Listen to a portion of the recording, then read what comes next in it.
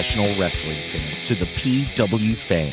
The PW Fan is a pro wrestling podcast created by the fans for the fans. And we thank you for joining us for episode 55. I'm your host, your grumpy old school wrestling fan, collector, barber, and musician who just had a great weekend in the studio, Talk Wrestling, Tim Gilbert. And I'm your host, the architect of pro wrestling podcast, Funko Pop collector. This week it's unfortunate to be a Steelers fan, Andy. Oof.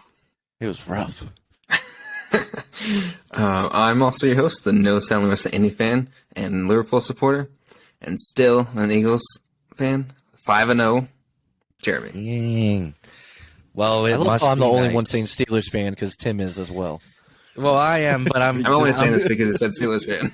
I'm ashamed. I'm ashamed right now. Andy, you and I have chosen the wrong Pennsylvania team, apparently.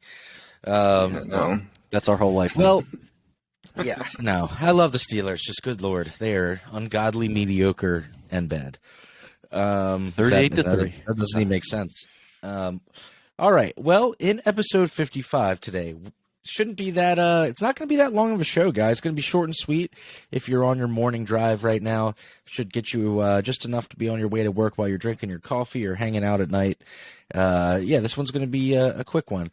But we're going to be talking about WWE Extreme Rules that just took place, the return of the White Rabbit, Bray Wyatt, and more. Before we get started, please head over to youtube.com and search the PW Fan. Well, you'll find all of our episodes from this year and last year. Please like and subscribe. Once we get to 100 subscribers, we can just start telling you a URL so we don't have to do that long-winded intro anymore. We're getting closer. Thank you for the people who have subscribed. It means a lot. Still got all the shirts up on Pro Wrestling Tees, and you can find us on social media by looking up at the PW Fan. And, I think that's going to take care of all that stuff. Andy, as usual, I'm going to pass it over to you, and I'll let you get started on this week's show for us, man. I'm excited to talk to you. I had you over for the pay-per-view, so excited to really get into talking about it for the show. So to start it off, I realized I didn't write it down, but it's actually more relevant when we get into Dynamite, so I'm going to save that for later. It's the drama backstage. AEW. Oh, yeah. Oh, boy. More drama, I'll of save course. it once we... I forgot about that, but I'll actually just talk about it once we get to Dynamite. So, Raw this week, a couple things I thought we're talking about. Like Tim mentioned before, we're going to be going over Extreme Rules. So, this week on Raw and Smackdown, those typical go-home shows, as I'd say. So, one match I'd like to talk about was Judgment Day versus AJ Styles and Rey Mysterio. This was a nice little matchup between two good teams. It was Damian Priest and Finn Balor against AJ and Rey. In the end, the winners were Judgment Day. AJ kind of got mad at Rey at the end and, blaming him that he wasn't there to, I think it was break up a pin. And as Rey's gone, then, they kind of attack AJ. So that's continuing this whole AJ Judgment Day kind of storyline that they've been doing slowly. And then I think Dominic got on the mic and said that he's got a new family. So Rey's no more. And I'm sure there was some "Who's Your Daddy" chants after he said that. Yeah. I'm telling you, AJ is going to join. You really think so? I do. It's going to be... Because he's so stale right now. Makes sense. Yeah, he's been a face for a long time, hasn't he?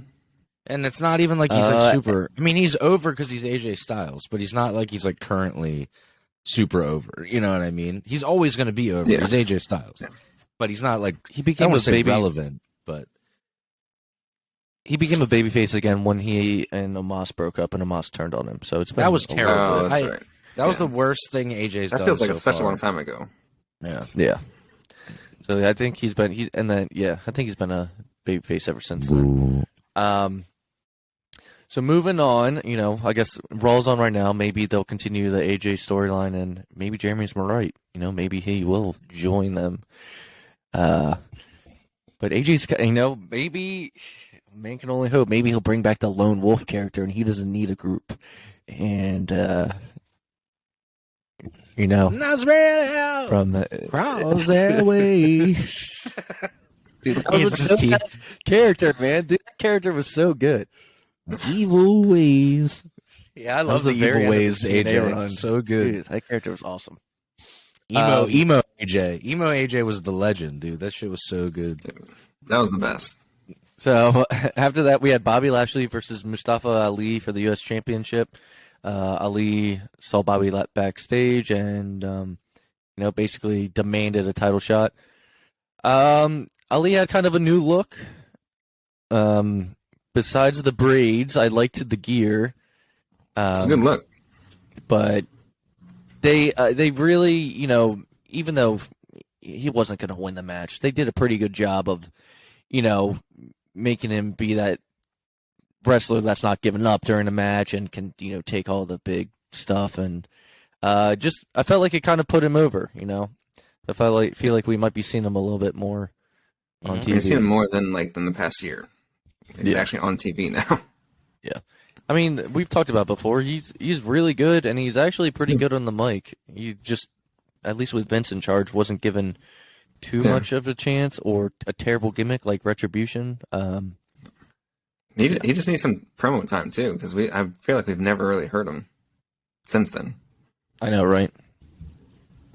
So if you guys don't have anything else to add to that, we can wrap up Raw with Matt Riddle and Seth Rollins had a face-to-face. They weren't allowed to touch each other.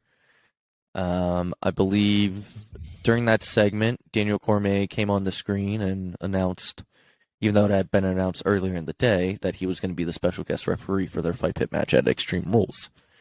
Yeah, that was great.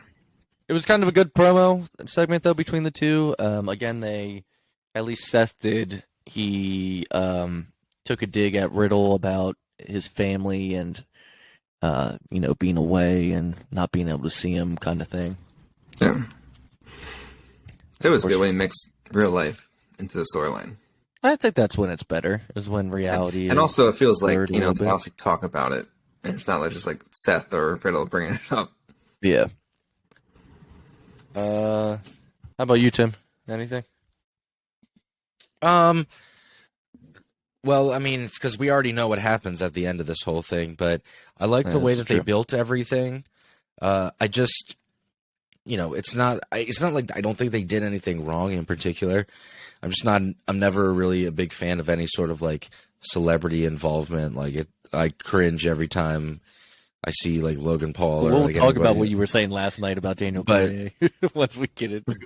Well, yeah, but all right, yeah, we'll talk about it later. But yeah, I just don't like when they do that. I think it could have been just as brutal and awesome without Daniel Cormier, and I think that the reason why they did that is because obviously the whole thing really started with they basically stole the idea from when he being Daniel Cormier and John Jones had a feud, and they thought that the microphone and the simulcast was done, but it wasn't. And then John Jones started talking like shit to him. So they basically took that idea, and then that led into him being involved, which I don't know. But overall, I thought the build has been really good. It was intense, and I like the reality of it, and they kind of blurred the lines and stuff. So, yeah, overall, I was excited when we got to Extreme Rules, which we'll talk about. I was excited to see this fight pit match. I hope I guess I'll mention that comment after it wraps up, but I was just going to say, I hope this is their final match coming up. Because, usually a feud will end with some big stipulation, and that will be like the way to wrap up the feud. So, And also it feels like they've been fighting since like the beginning of the year. SummerSlam, right? They weren't on the show. They did a run at each other. Well, they did like a whole month build before that. Yeah. And then the first big match was Clash of the Castle, and then this. So it's been a little bit. Dynamite, I got like 3 things to talk about. That MJF and Wheeler Yuta opening match, I thought was really good. That was awesome. MJF, doesn't wrestle as that much. He says he picks his matches. So shredded. Dude is shredded. Yeah. Yes. He even posted, he's like on the Instagram, I saw, he was like, I just chose this photo to show off, like, I don't know, I think he said he lost like 40 pounds. Or he gained like, 20 pounds of muscle. Gained. He lost a bunch of I think he lost a bunch of weight and then put on like 23 pounds of muscle or something. Yeah. Yeah. He looks looking great, like a beast. Star. This match was really good, though. They had mentioned before that, before AEW, they had wrestled each other at multiple places before. So they're familiar with one another.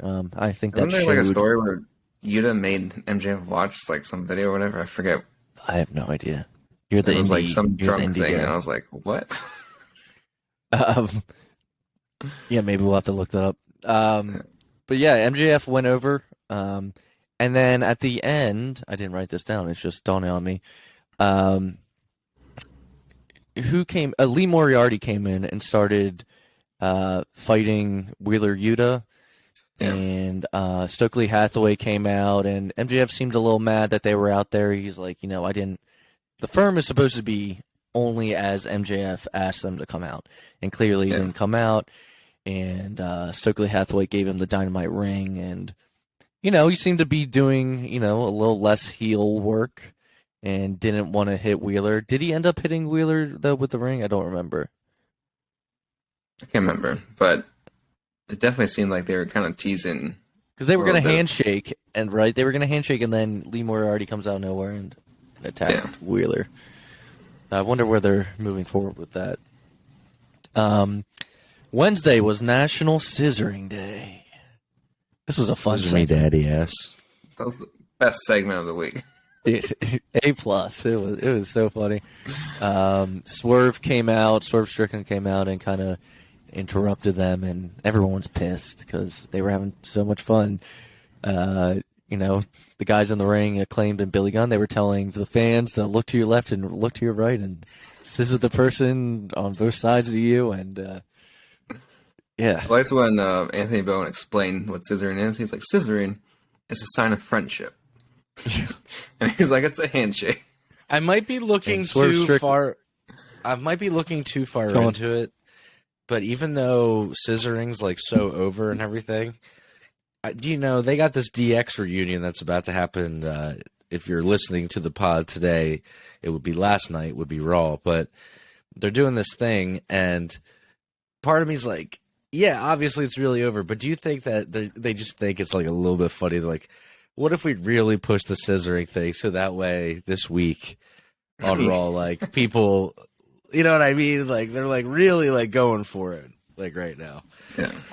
Well, they might block out the crowd noise or pump in other crowd noise, and which is kind of ridiculous, isn't it? Like, just let it happen. As fans, just let it happen. It's so fun. And then Triple H will make some funny comment about it too, because he's really good at that. So he'll be like, so stupid. He'll probably be like, AE drama, am I right?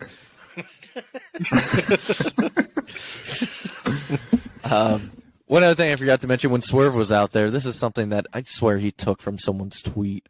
He was like, Billy, you have a new catchphrase that's going to get kids suspended again from school. He definitely took that from like someone's tweet. Yeah. And then also it was like the really corny like end line where he had a rock in his pocket. He's like, because Rock always beats scissors. I'm like, all right. Yeah, and then that's when Smart Mark Sterling came out. You were talking about Jeremy, and he's like, he has paper. He's like, but paper covers Rock. And then well, on Rampage he said the line that I was talking about, but okay. Because then they beat up Smart Mark Sterling, and they had like that scissoring move, which I think is actually kind of funny, where he jumps off the rope. It's a leg drop, but like half of it is. Yeah. I always crack up. I love Smart Mark Sterling because I'm a fan of his podcast, the Major Wrestling Figure Podcast, but obviously I'm also a fan of, clearly if you listen to the show, I'm a fan of Corny's podcast. So it's funny though, Smart Mark Sterling, lawyer, from AEW, loves Jim Cornette. Jim Cornette hates Smart Mark Sterling. So That's it's so funny.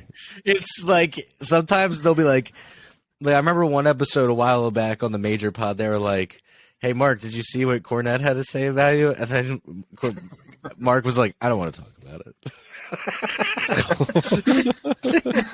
Poor guy. So he's on the pod with them. He's on the. You know the suit. you know that like awful wrestling gear that he wears with the long sleeves and the long pants with the elbow pads? Yeah. Yeah. Yeah, that's a Cornette thing. That's a outfit that he has. Oh, like, from when.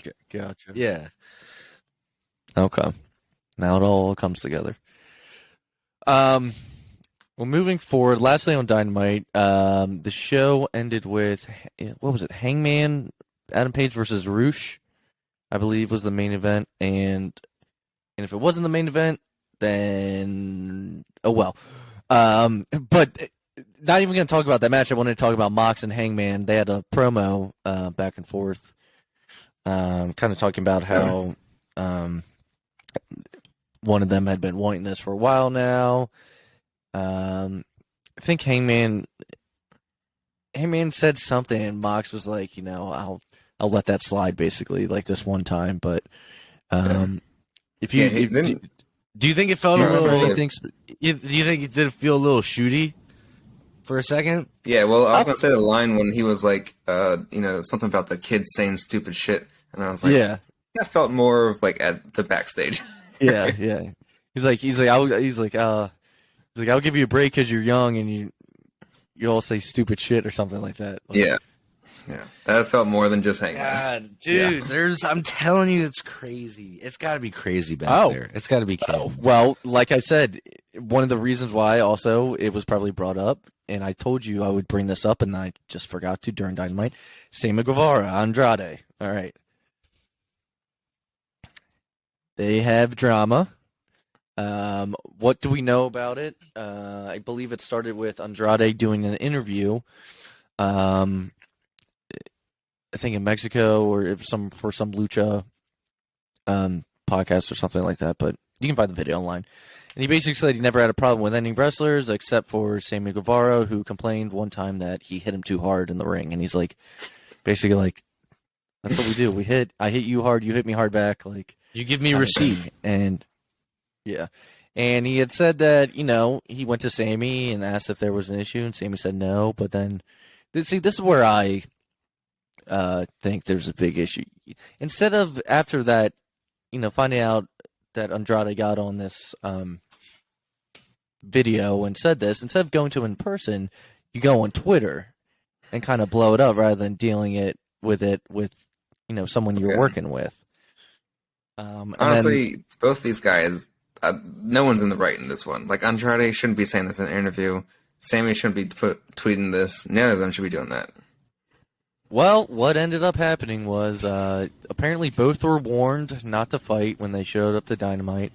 And from what I heard, Andrade was waiting for Sammy and basically got in some hits. Sammy did not. And Andrade was suspended. Correct me if I'm wrong. Or was sent home. Correct me if I'm wrong, Tim. Sammy stayed. Andrade was sent home. They were told. They told him. Sammy got the pin in the main event. All right. Hang on. Yes, that did happen. But okay. God. All right. So Meltzer and company, who look, he's like one of the main sources, right? I mean, a lot of the stuff that we get from our show, we get from him because he gets it from whoever he's talking to. That's just kind of the way this thing works. And I mean, not just us, like all of Conrad's podcasts use the Observer as the reference for the show. Like Dave is the king of this. He's been around doing it forever. However, he always says stuff like I just listened to the latest episode about this, and he was saying, well, Andrade wants to be fired. Everybody knows that. I'm like, I didn't know that. Who knows that? Like, you know what I mean? Like, I didn't assume that. And then good impression, by the way. Well, yeah. Yeah. You have to add in a bunch more stutters in there. And then I got to interrupt you like 50 times anytime. So, well, yeah. Well, I probably do that anyway. It's just like my nature. But so Andrade wanting to be fired, apparently. No, he said it. He's like, oh, Andrade wants to be fired. Everybody knows that, which I was like, what? But I mean, he's according to him, they, AEW, being them being management, or Tony Khan himself said, if this is your idea, you thinking that you're going to get fired, we're not going to fire you. But if you said you're not going to get fired for fighting. But if you do get in a fight with Sammy Guevara, you're going to be sent home. I don't know if that means sent home without pay. I mean, if that's somebody, if you want to make somebody sit at home for 3 years and pay him money, and you have the money to do it, I mean, I guess that is a punishment, because it's like, yeah, they're making money, but when they do finally come back to wrestling, it's like, are they? I don't know, but yeah, it's an interesting situation. I just think that, me personally, I think that Andrade, who's like a legend in Mexico and well respected by his peers, and he knows like Conan and like all those guys, like, I think if Sammy Guevara disrespected him, he's old school and he's just gonna like basically bitch slap him, so to speak. You know what I mean? Like, that's just like how they handled it. Whether that's right or wrong, you know what I mean? Yes, that is not like in 2022, like that you can't do that, but that is just like the way I'm sure that he was brought up in the wrestling business. So I don't know. I think you should also mention this is the second time Sammy's been involved in some drama with someone else within like a month. Yeah, the Eddie Kingston stuff before. Well, you would think after the Eddie Kingston stuff that he would refrain. He's from... young and he gets on Twitter and he's fucking talking shit. Yeah, it's like, yeah. You know what? I was thinking about all this stuff when hearing about it again, and also the people on social media saying like how AEW is a horrible place and it's gonna go down. It's like, I don't think they actually understand how much things went backstage in like the Attitude Era. Like, imagine if there was Twitter back then and you had like all those guys, like Arn Anderson stabbed someone backstage before. These guys are just getting the fist fights. It's not like it's the end of the world to some of these people, but it's just the popular thing right now. It's just the pile on when there's drama. I think it was Booker T who was saying something about this, and he was just like, there needs to be like some sort of HR like department back there that when something's going on, like any other company, you're like, hey, you two, like, let's get in my office, talk it out, squash it out, instead of like, letting it just boil up until someone freaking fights each other. I mean, this is like the third or fourth fight within like a couple months. Well, the big thing, I also think it's that difference of the old school and new school thing, because there's a big crossover right now between those guys. There is the, I feel like I'm a little bit of both, because like, but there's like the super woke generation who, there's just things that you're like, oh, well, they won't hit me. And it's like, dude, yeah, this guy might hit you. Like, he doesn't care about that type of thing. You know what I mean? Like, some people don't care about that type of stuff. And Sammy's young, and like Andrade is a little older, and he's definitely been in some fights in his day. You can just tell. But it's just a little. I think it's a clash of the locker room is weird. I mean, even in cultural stuff right now, there's a lot of like Gen Z and millennials. They're always busting chops on each other, making memes about each other. One calls the one dumb, one calls the other one old. And I think some of that stuff carries over into like fat. Yeah, like when you guys like it all carries over into like real life too. Like, this kid's probably saying something to him, and Andrade is like, I'm going to smack the shit out of you. And then he did. So. And also, like, AEW is only, what, 4 years old? Yeah. Like, the amount of things is, like, people compare AEW and WWE all the time, but then it's like, when something happens backstage, I'm like, how many times has it happened in WWE and they're still fine? Like, it's okay, but it happens. The only difference was back then it didn't get leaked to all the viewers. Well, they didn't have like the social media back then, but yeah, so like it didn't seem as bad if things were happening. But now everyone's finding out when there's drama, and it's just at the forefront now. Yeah, I think I saw someone. I'm just saying, like, it's not a huge deal. Like, it's not the end of the world if two guys get in a fight. Like, all right, you won't see them on TV or you won't see them here. It's like fine.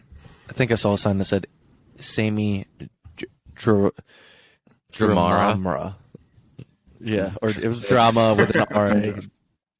drama. Or, I think, Tim, you said you saw something else, but Yeah, it was a sign that said hire HR expert.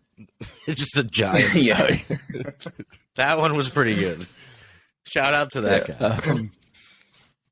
and yeah, if anyone's watching and saw me point for a second there, because Raw had the older actor for Young Rock, or for The Rock in the show. There's 3 versions of The Rock, depending on his age. The oldest one is in the audience, and I'm the only one out of us that watched the show. So I was like, oh, cool.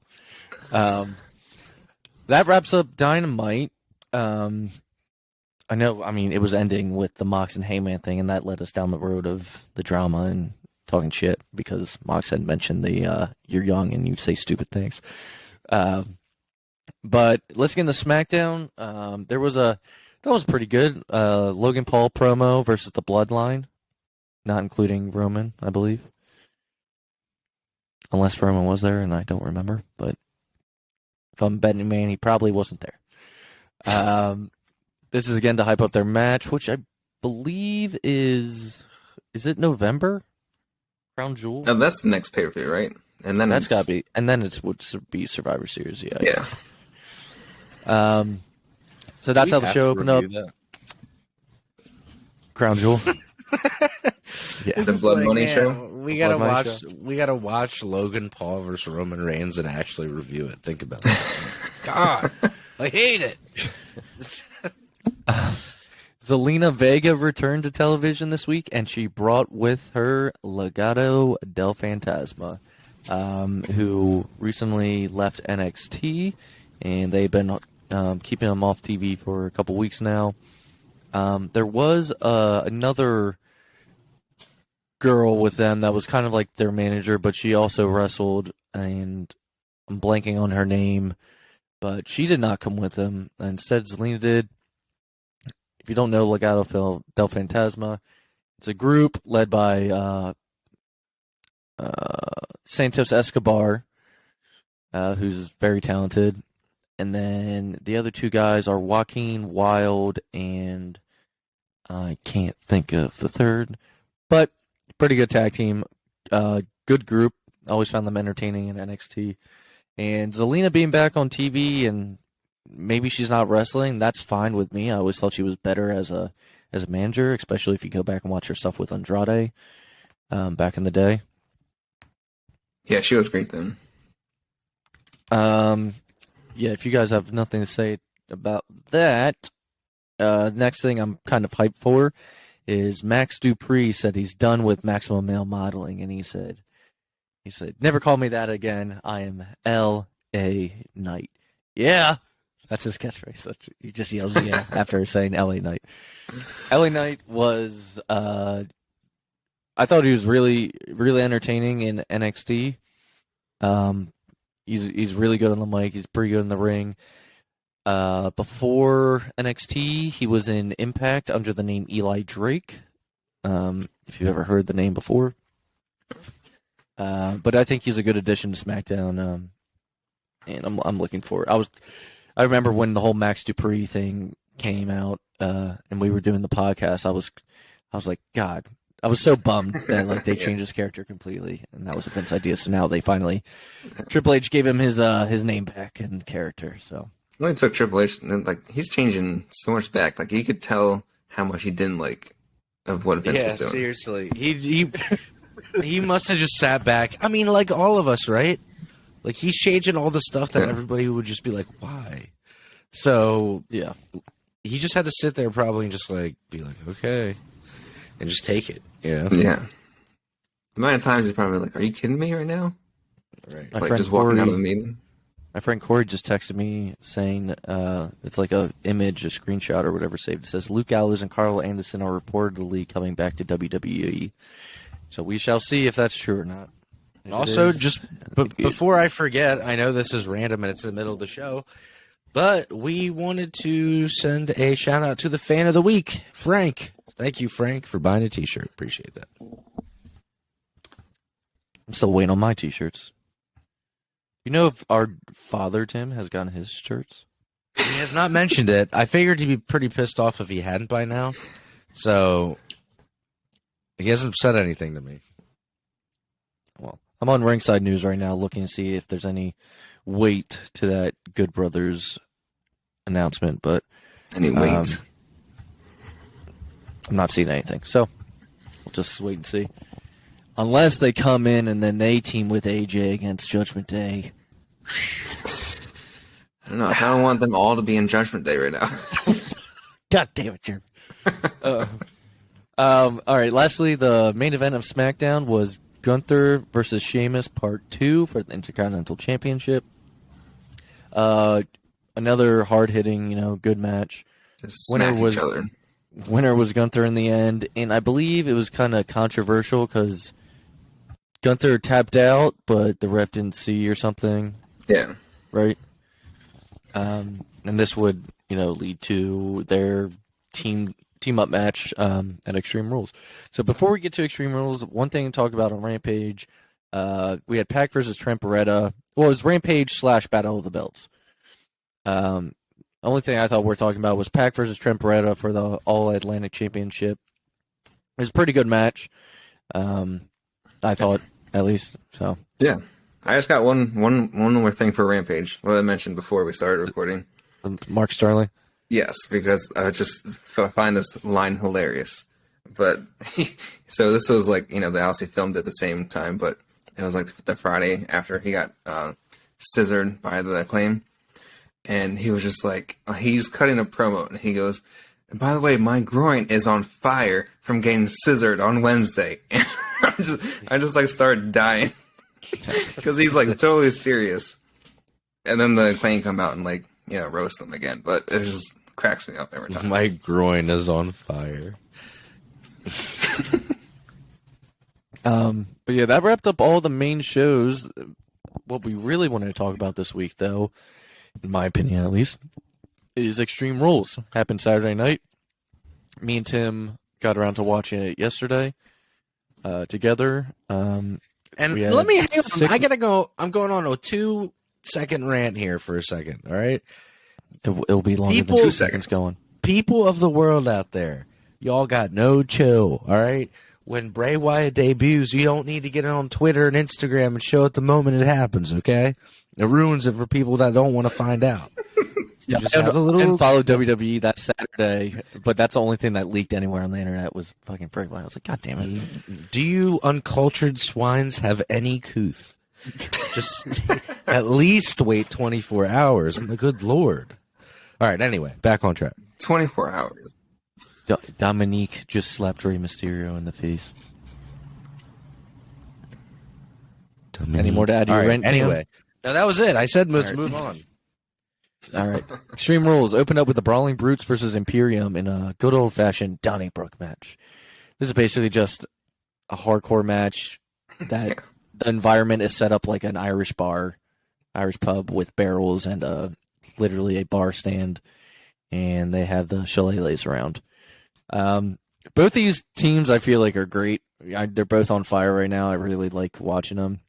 Yeah. I thought it was a good opener, and the Brawling Brutes got the win in the end. I was glad they got the win. They needed that more than Imperium did. But It was a hard-hitting match between all these guys. It was good. Yeah. I went back and rewatched It was it today.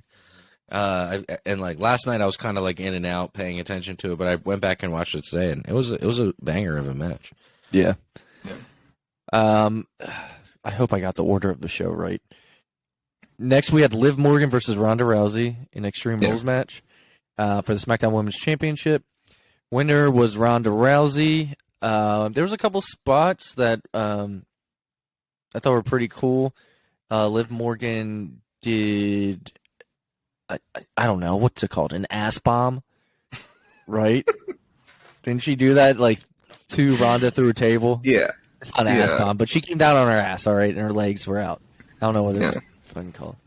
There was kendo sticks. There was tables. I don't think they had ladders in this because they used ladders later. Yeah, there's a few spots I feel like Ronda, like, I don't know, was like lost or something for a minute. Mm-hmm. I don't know. I feel like Liv kind of like called this match for her. It was weird. Probably. But But in the end, we had Ronda Rousey getting back her championship. Yeah. So Curious to see where she goes from there then. Yeah, unless they want to, Liv gets her her rematch, or fingers crossed for. Oh, did you see Shayna or Charlotte comes back? Yeah, was it after the show? I think they showed a clip. I think it was on social media, but Liv was just like in the corner, like in backstage somewhere. It was really dark, and she was like just smiling, like kind of like almost going insane. Oh, well, when Ronda was tapping her out, she had like a weird, creepy smile too, and that gets to what we'll talk about at the end with the Bray Wyatt characters. But let's move forward. Was Bianca Belair and Bayley next, or was it Drew McIntyre and Karrion Kross? I think it was Drew McIntyre. Okay, that's what I thought. So Drew McIntyre versus Karrion Kross in a strap match. Winner was Carrier. Winner was Karrion Kross. Carrier Kross. I think we all Karrion Kross. I think we all kind of predicted that. Just he's new. But what you all think of the match? Strap matches are weird sometimes for me watching. Yeah, I don't want to get. It's not my favorite. It's not my favorite. We'll jump right back into that. But I do wonder, who is the champion of the North right now? The North? No one's the champion of the North because Solo Sikoa had to give it up, and so they're having a ladder match for it soon. The non-champion of the North. All right, anyway, continue. Not that you watch NXT or anything, but you should. It's getting good. I was just showing Tim clips of Brendan Fraser. Not Brendan Fraser. God, that's Brendan the actor. Fraser. Nathan Fraser. Hell yeah, Brendan Fraser, dude. Brendan Fraser's the man. Let's put on the Mummy right now, dude. It's Nathan Fraser. He was from NXT UK, and he was trained by Seth Rollins at the Black and Oh yeah, I remember that. Brave Academy or whatever. He's good. He's super fast, except for he did a scary dive that Tim was like, "Ooh." Yeah, it was scary. So yeah, what you guys think of the Drew McIntyre Karrion Kross match? I thought it was alright. I just don't like strap matches that much because to me they're kind of awkward. Like I don't know. I hate strap matches. I think JBL and Eddie Guerrero did one that it's the same thing. It's a bull rope match. It's the same idea. It's a long string thing that you're tied to your opponent. But the dog collar match does a little better, in my opinion. Yeah, just because it's around the neck. I just don't even really like that either. You can't do. It feels like it's limiting. You can't run the ropes. Yeah. You can't I don't know. Well, let's see where maybe where Karrion Kross goes from here. But the match what happens with Drew McIntyre? I mean, he just lost. Yeah, the match was all right. I appreciated the effort. So after that, we had Bianca Belair versus Bayley in a ladder match for the Raw Women's Championship. If I remember, a bunch of the bladders they split in half. They were into two pieces. You had each side of the legs. I'm trying to think of some spot. There was Bayley came down for an elbow one time and both bounced off the ladder. It was up against the steps and the ringside barricade. There we go. The barricade. The thing around the ring. Oh, return of Bray Wyatt tonight, guys. They were showing it on TV. It's the retween. The retween of Bray Wyatt. Any other spots you guys can think of specifically? I thought the ladies did a good job. Yeah, I thought it was a good match, but it wasn't the really high spots like a lot of ladder matches are, which isn't a bad thing. It's just they didn't do crazy off the top ladder match spots. You know what? I think that's good to a degree. I think sometimes the ladder match thing needs a reset, and has probably needed one for a while. I feel like you got to bring people's. I mean, it's not really going to help if AEW on the other channel is doing crazy ass shit, but I feel like people's expectations, like you were just saying, Jeremy, they're all the way up here, right? So when they don't do death defying, you're kind of oh, all right. Well, if we start kind of making that more normal, then when you do something crazy, then it's oh, you know what I mean? Yeah. Then it means something. You gotta calm her down a little bit, slow the car down a little bit. It does make. I think it's going to make for the fans those type of matches not like. I don't think it'll be the most exciting match on the card for a while, but I think if you slow it down, you can build it back up to being like crazy. I think they just took it too far to now where people would literally have to like die to like make it impressive. You know? Yeah. Well, Bianca Belair won, which I kind of was surprised. I really thought Bayley was going to win. I think Jeremy might have went with. One of y'all said Bianca Belair, though, when we were doing the predictions. Tim, I think, did. It was me, and you guys laughed. So after that, we had Edge versus Finn Balor in an I Quit match. All right. I was talking to Tim about this last night. I hate I Quit matches. I think too. sticking the microphone in the face all the time is just awkward. And they're like, never, no, get that out of my face. Like that's like half the match. And so, other than that, if I can look past that, I did enjoy the match. Did you like the ending? I did like the ending, and I kind of called it as me and Tim were watching it.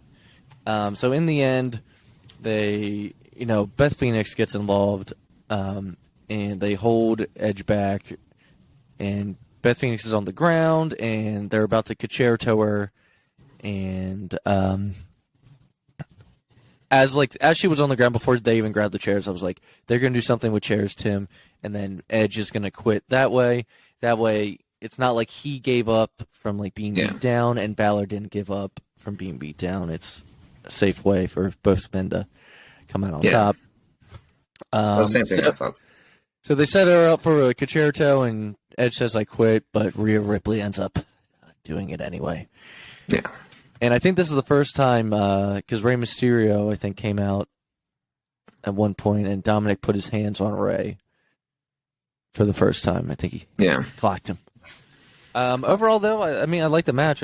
I think I Quit matches, I'd rather see it in a Last Man Standing than an I Quit match. I like the Last Man Standing too, because it's just like, they're down, you count them, instead of saying, like the microphone thing like you were saying. It's just it's another awkward thing. It's like one of the most awkward ones is Matt Hardy versus Jeff Hardy at WrestleMania. Jeff's like, never. Never. It's like, so weird bad. boy, never. Then Jamie Noble came in. He was like, weird boy. So yeah, I mean, if you guys have nothing to add, to that, we can get to our main event. Yeah. Main event was Matt Riddle versus Seth Rollins with special guest referee Daniel Cormier in a fight pit match. I enjoy fight pit matches. There's only ever been 2, I believe, before this. Both involved Timothy Thatcher. It was Timothy Thatcher and Riddle, and Timothy Thatcher and Ciampa, both in NXT. Triple H finally brought that idea. So there's no ropes in this match. There's a platform above. It's a cage that you can't escape. You can only lose by submission or knockout, or basically laying down for the count of 10. There's a platform above, which is nice if it's used at some point. I think it was only used really once during this match. Yeah. Seth Rollins come out dressed as like an RVD tribute. RVD. I did not know that was his like favorite wrestler of all time. I learned that from Tim. I didn't know that either. The He's portal up there. to RVD apparently. Yeah, and so the story, I watched the Seth Rollins documentary. I actually own it, where they went to his house when he was a kid, and at the time his parents still had their childhood home, and he went down in the basement and it was still on the wall, and they had taken like paint or chalk or something, and they put this big drawing of like a circle on the wall, and they said that was portal to RVD. And it was the portal to RVD because they thought he would just be a cool guy to hang out with. So I love that for some reason.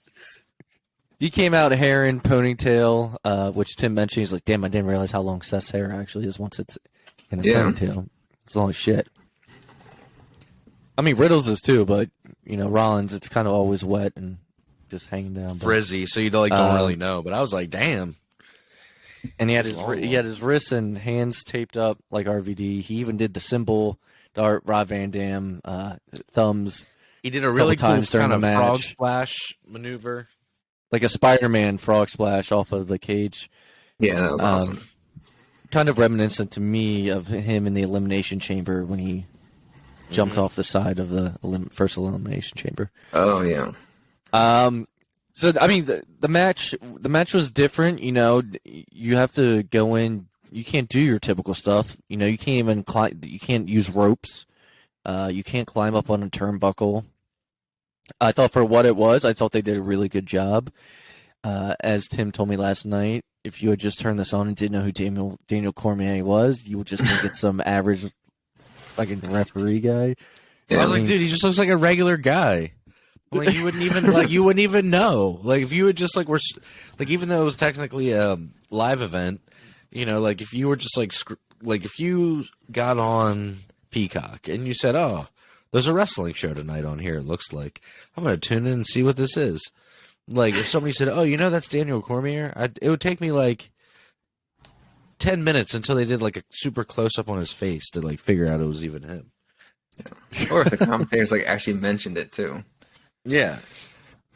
Well, the winner in the end was Matt Riddle by I don't think Seth tapped. I think he just passed out. Or no, he tapped. He put him in a triangle. Yeah. Triangle choke with his legs. Because Seth had him up for a power bomb and he came back down and Riddle held it in, and Seth ended up tapping out. So after that was over, well, there was a really cool spot. Riddle got up to the top and did he jumped and landed on his back on top of Rollins. Now, one thing Tim talked about is like Riddle selling for that was supposed to be how Rollins was selling. Riddle was like groaning like he was the one that got landed on top. Yeah, that's true. I was like, all right, bro, you good? But let's talk about what happened afterwards. So Daniel Cormier and Riddle get to the top of the ramp, and the little trademark symbol comes up at the bottom, and it's like, oh, is it about to be over?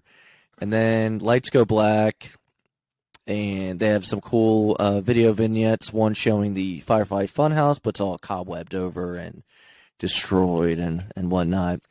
Then different spotlights show to different areas of the audience. You see a real-life version of Mercy the Buzzer, Abby the Witch, Ramblin' Rabbit, and The Fiend. Also, was there anyone else? Oh, and the pig, Huskus the pig. Yeah, Huskus. And then there's a door at the top of the. Is Huskus the pig? Is Huskus the pig supposed to be like Husky when he was in Husky Harris? Husky Harris, yes. Yeah. Yes. Yeah. Yeah, so the door part. Sorry, I was going to say real quick for the door part when they opened it. People were saying that was like a tribute from Bray Wyatt to Brody Lee. With the light coming through. Yeah. Like that. That's what I read, that some people thought that might be a thing. Which I thought was cool, if it is. So the door opens, which Tim was like, maybe it's the door of him getting out of the Firefly Funhouse. Maybe he was trapped there the whole time by the Fiend. Yeah, I don't know. I think like he was trapped inside there and he got out. Well, now all these characters are out too, so it's like, how does that work? They'll have to explain. But my question, okay, so Bray came out and he was wearing a different kind of mask, and he had his lantern, and camera zooms into him. He takes off the mask, and he's just looking normal Bray Wyatt. Says, "Let me into the camera," and then blows out the candle. Chip. And then a upside down firefly symbol pops up on the screen, and the pay-per-view goes off, or premium live event goes off. Well, it does the sound that Tim just did, and then it went off. So my thoughts to you guys: one, I'm stoked to see Bray Wyatt back. I'm glad. I do like that they did this character rather than like, the Fiend again or something. I kind of am glad they, maybe they'll revamp it. Dang. And I'm sure more will be explained tonight, because if you're watching Raw tonight, he's gonna have some kind of return thing.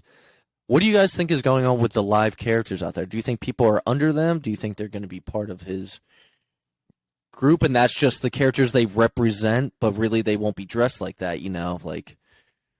Like is Liv Morgan going to be Abby the Witch? I think it would be cool Dexter if he, Lumis the Buzzard. I think it would be cool if maybe this is Mark fantasy booking. I don't know. But, oh, my God, there's something crazy happening on Raw right now. All right, but I'm just going to continue. I told you.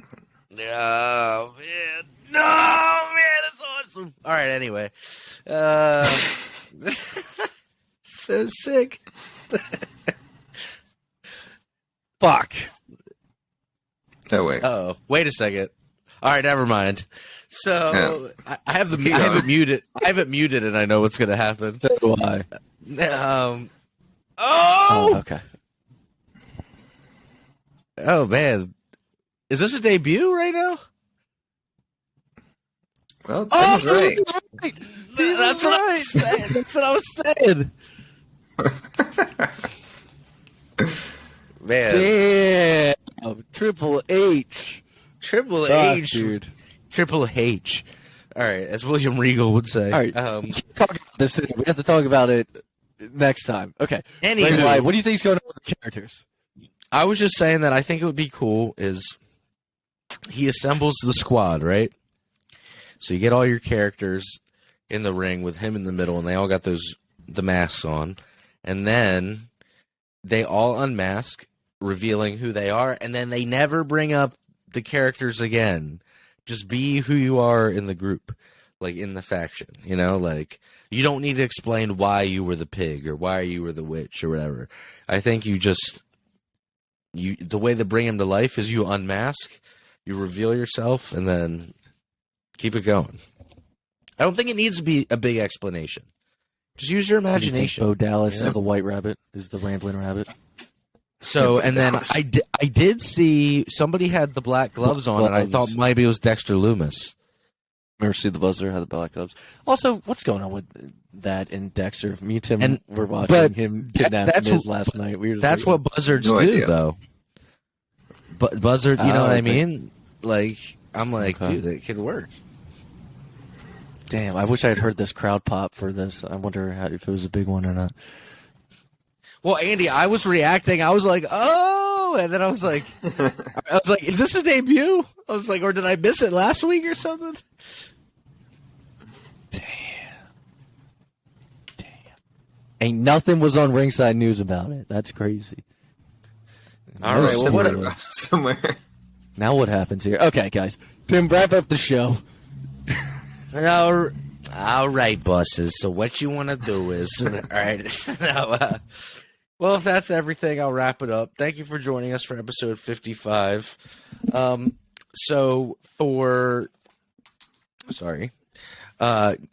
actually don't have a show. Well, actually, I do have a show of the week this week. Since it was the NXT Return of Black and Gold, and there's been a lot of cool NXT stuff going on, I recommend going back and watching NXT TakeOver Brooklyn, which was the first one that took, like, it was the first TakeOver Brooklyn. There was I think there was another one that took place too. But this one has Finn Balor versus Kevin Owens, Bayley versus Sasha Banks, Juice and Thunder Liger comes back and does a special opening against Tyler Breeze. Really fun show, super high energy. That brings it back to the old days of NXT, but that's my one. I recommend that you go back and watch NXT Brooklyn and or NXT TakeOver Brooklyn. And I think that is everything. Thank you so much for joining us. Hope you enjoyed your ride to work, your nightly routine, your morning coffee, wherever you are listening to us. We appreciate you, and we will join you next week for episode 56. Have a great week, everybody. Thank you.